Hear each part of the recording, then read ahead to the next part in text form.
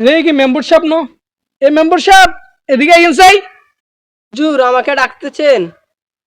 হ্যাঁ মেম্বার সাহেব, আপনারা দেখতেছি, এদিকে আসেন। মেম্বার সাহেব কোন চাই, আল্লাহ বড় না মানুষ বড়? উত্তর মিয়া আপনি কি আবতা প্রশ্ন করেন? আবল তাবল প্রশ্ন করি কেন? আপনারা জিয়াং কইছি হিয়াং কোন চাই? আল্লাহ তো বড়। আল্লাহ বড়। তাহলে আল্লাহ যদি বড়ই থা, আল্লাহর কথা না মানে কিল্লে মানুষের কথা মানে নেই। কি এর আল্লাহর কথা মানি না মানুষের কথা মানি? কি এর আল্লাহর কথা মানি না মানুষের কথা মানি কেন? তাইলে খেয়াল করেন, সেদিনকে যে ডাক্তার আনের কইছে কইছে ডায়াবেটিস লাই এই খাবার খান দিত না, আনে তো সে এগুলা মানি চলেন। দোয়ানে যাইলে চিনি ছাড়া চা খান, সবগুলাই মানি চলেন। কিন্তু যে আল্লাহ যে কইছে সুদ খাইও না, হারাম খাইও না, ঘুষ খাইও না, তা আপনি তো এগুলো চাইতে পারেন না। মেম্বার সাহেব একটা কথা মনে রাখেন, হারামে কখনো আরাম নাই। একটা বেলা কম খান, নিজে উপার্জন করে খান, সৎ পথে চলেন। তারপর একটা বেলা কম খাইলো, দুনিয়াতে শান্তি পাবেন, আখিরাতে শান্তি পাবেন, এও রোগ ব্যাধি হবে না, শরীরও সুস্থ থাকবে। হুজুর আয় আর ভুল বুঝতে পারছি। হুজুর আনে যে কে আরে বুঝেছেন একে তার কে বুঝানো। আজকে ধরে সৎ পথে উপার্জন করুম, হালাল রুজি খাম, দরকার হইলে একটা বেলা কম খাম। আলহামদুলিল্লাহ, আপনি আপনার ভুল বুঝতে পারছেন, এই জন্য আল্লাহ তাআলার কাছে শুকরিয়া, আলহামদুলিল্লাহ। আমাদের সমাজে অনেকেই আছে যারা অধিক লাভের আশায় সুদ ঘুষ এবং হারামের সাথে নিজেকে জড়িয়ে নেয়, অথচ তারা একবার ভেবে দেখে না তাদের বিভিন্ন অসুস্থতা এবং পরিবারের অশান্তির কারণে হাজারো হাজারো টাকা তার থেকে বেশি ব্যয় হয়।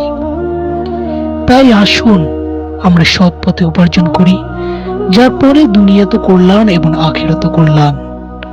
আল্লাহ তাআলা আমাদের সবাইকে সঠিক বুঝদান করুক, আমিন।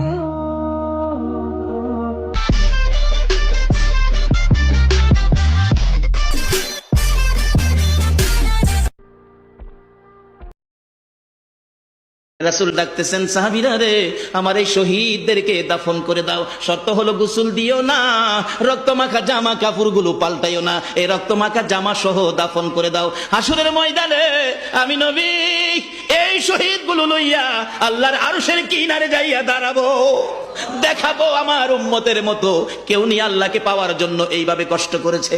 এবার দাফনের কাজ শুরু হলে কিতাব লেখে 69 জনের দাফন শেষ। 70-এর মাথায় আসওয়াত দূরে পড়ে আছে। আমার নবী 2 কদম সামনে গিয়ে দেখে আসওয়াত নতুন তরবারি হাতে চিত হয়ে পড়ে আছে, শহীদ হয়ে গেছে। আমার নবী ডাকে, রে আসওয়াত, মদিনার হুর বিয়ে করতে পাঠাইছিলাম, মদিনার হুর বিয়ে করলি না, যুদ্ধের ময়দানে জীবন দিয়ে বিদায় হলে।